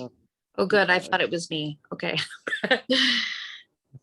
Maybe we'll pause until he gets back, but Commissioner Sanchez, I know that you've had your hand raised as well. I also want to acknowledge we're coming up to 6 o'clock, about 2 hours into our meeting. So I'd like to wrap up our discussion for this evening. Commissioner Bogus, I see you're back. So please finish your thoughts, and then we'll have Commissioner Sanchez raise his questions and comments. Thank you so much for that. My apologies. I was just saying that I really feel that as much as we need to cut, I'm worried that reductions and not even additions to the facilities department could potentially lead to us having a lot of other issues. And so I just am really interested in us having a full discussion about that and what it means and how we make sure that our schools are in the best physical condition possible. Thank you. Thank you. Commissioner Sanchez. Thank you. I think what I'm interested in hearing is, since it looks like the proposal is a $39 million weighted student formula cut. Clearly, a lot of that has to do with the drop in enrollment, but I think you said 15 million of that is due to the drop in enrollment. But can we give some scenarios of some of our schools, maybe anonymize the schools, like a tier 3 school that's under enrolled, a tier 3 school that is at enrollment where it should be, and what this type of cut would actually mean, like just play it out for us without naming the school necessarily. But it would be a tier 3 school that invariably will be serving students that are from marginalized communities that have historically been underserved by school districts. And could staff prepare something like that for us? Yeah, we can do that. And I think we'll plan to incorporate it at the next meeting, which will be, I know it's another budget and business services, but the December 1st meeting, we can, we can develop some scenarios. Okay, thank you. Great, thank you. I don't see any other discussions. I just wanted to thank again the tremendous work of the staff, not only the budget team, but clearly, as Dr. Matthews said, the staff has really risen to the call to action in making these really tough proposals, in which we know ultimately will have an impact to our students' experience. And while also recognizing we absolutely need our district to be in strong fiscal health, not just next year, but for the future years to come. So I just wanted to express again my big thanks, and also again to our CDE fiscal expert team. Thank you for your support, your guidance, and as you dive even deeper in these coming weeks with the staff. So with that, I just want to see if Dr. Matthews had any final thoughts and closing us out for the evening. So I'll turn it over to him. Yeah, I'll take a moment. I don't know if I told you this story or not, but if I did, you get to hear it again. While I was in school, I used to work at Lucky's. I was a checker, and one of the things that there would be times as a checker that I would be checking groceries, and so I'd be checking and checking and checking, and then someone would say, "Oh, I only have $200." And then I do a subtotal to see where they were, and they were actually at $375. And then one of the things they would say to me is, "Oh, but I still need that and that and that." And one of the things that I would say back is, "Well, no, at this point we have to take some things off." And I just want to remind us of this process as we move forward. I know this is difficult, and one of the things is, as we as staff, the things that we're suggesting being cut, if we had our ways, none of this, we wouldn't put any of this up. We would be like the person saying, "No, we still need this and this," but we know we don't have the dollars to do this. So one of the things the reason I'm saying this is, as we were having this conversation tonight, I could hear some of the angst from our board members and I get it totally. We're at the same place in not wanting to let go, but we know we have to cut some things. So we hear that angst, and maybe part of it is, this is your first or second time just seeing these things, and it's really beginning to sink in that these are things that we're going to have to reduce or let go. And I just wanted to make sure that as we're going through this process, know that this isn't easy for us as a staff to suggest these, but we know if we're going to live within our means, if we're going to stabilize our budget, then we have to make cuts somewhere. And I just think it's important as we move forward to keep that in mind. These aren't easy cuts for anyone. They definitely are going to have impact to sites. And we know that. But at the same time, we know we have to stabilize our budget. So that's why as we're looking and going back and forth and trying to figure out what should be put up to be cut, to be reduced, it's a difficult process. But at the end of the day, we're the person, in the supermarket, and we're at the place where we're having to say, no, these are things we have to put back into the cart or back into the store, because we no longer have the funds to be able to put these in the cart. And that's what we're doing right now. And here's at the end of the day, though, as I said, like the person who said to me, "Well, I still need that and that and that," that's fine. You can have those things, but that means more has to come off and go back into the cart. So I just wanted to make sure we're all clear about that process. Thank you, Dr. Matthews. So before I close, just wanted to remind the public that we have the November 30th town hall, budget town hall, and I believe a flyer will be released soon. So we'll get that out to communication to families and to our community and stakeholders. And then our next scheduled meeting is for December 1st, budget business services, as well as followed by December 7th, our committee of the whole. And those are going to be really focusing in on discussing those trade-offs and identifying those potential changes and ultimately finalizing that draft budget balancing plan, which we will then move to adopt December 14th at the regular board meeting, that we must submit on time to CDE on December 15th. So that is the roadmap for the next month. And again, thank you all so much for this important dialogue and just professionalism and respect for one another during these really difficult choices ahead. So have a wonderful evening, and we will see you all very soon. Good night. Thank you. Thank you. Good night.